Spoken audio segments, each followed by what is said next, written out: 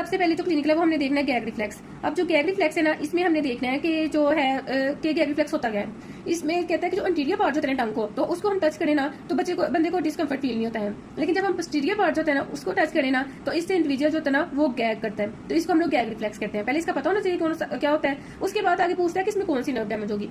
अब जो है हमें भी ये आया था, जो हमारे सीनियर्स थे उनके पेपर में भी एमसीक्यूज आया था, और जब हमारा पढ़ा हुआ था तो हमें भी ये आया था। तो इसमें जो आपने नर्व टिक करना है वो ग्लासोफ्रेंसियल नर्व होगी, क्रेनियल नर्व 9। आप लोगों ने वेगस, हालांकि इधर 9 और 10 दोनों लिखा हुआ है, लेकिन जो मोस्ट अप्रोप्रिएट होता है वो ग्लासोफ्रेंसियल नर्व होती है। तो इस वजह से आपने हमेशा ये बात याद रखनी है, इसमें आपने ग्लासोफ्रेंसियल नर्व जो होती है उसको मार्क करना है।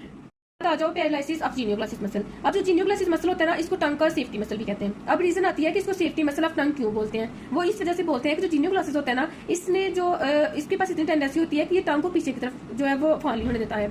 लेकिन अगर जीनियोग्लासिस मसल पैरालाइज्ड हो गया तो जो टंग होती है वो पीछे की तरफ फॉल करेगी। अब पीछे क्या है, हमारी रेस्पिरेटरी एयर पैसेजेस पड़े हुए हैं, तो जिससे जो होता है ना वो एयर पैसेज होता है ना वो जो है वो ऑब्स्ट्रक्ट हो जाएंगे। अब कहते हैं कि जब भी हम लोगों ने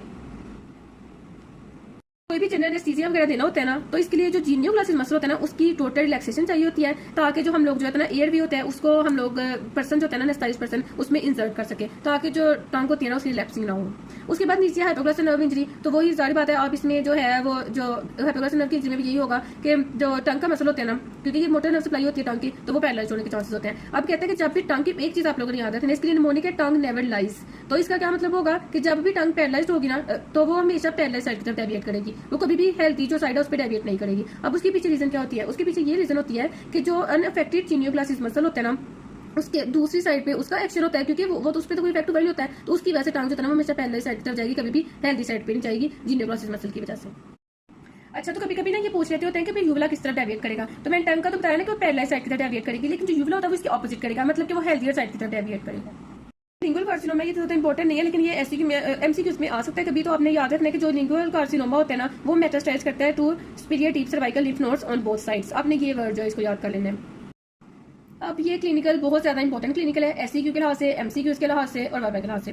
अब इसमें देखना कौन सी चीज होती है। एक तो ये होता है, कहता है कि जो सब मेडिबल ग्लैंड होती है ना उसकी हम लोग ऑक्सीजन कैसे करते हैं। तो इसमें ये होता है कि जो इसकी जो सब मेडिबल ग्लैंड होता है ना इसमें मेन चीज आपने याद रखनी है, वो ये याद रखनी है कि जब भी हम लोग इसकी इंसिजन करते हैं तो हमने देखना होता है कौन सी नर्व बचानी होती है। तो वो हमारे पास होती है लिंगुअल नर्व। अब लिंगुअल नर्व को क्यों बचाना होता है, ये एससीक्यू आता है। तो इसमें ये होता है कि जो सब मैंडिबुलर डक्ट होती है ना वो इसके ऊपर से पास कर रही होती है, anterior to the neck of third molar teeth. तो इस वजह से हमने लिंगुअल नर्व जो होती है उसको प्रिजर्व करना होता है, क्योंकि सब मैंडिबुलर डक्ट उसके ऊपर से पास कर रही होती है। ये इसकी मेन रीजन होती है। ये कभी कभी ये ऐसे भी पूछ सकते हैं कि बताओ लिंगुअल नर्व और सब मैंडिबुलर डक्ट का क्या रिलेशन होता है। तो उसमें भी यही रीजन बतानी होती है कि सब मैंडिबुलर डक्ट उसके ऊपर से पास कर रही होती है।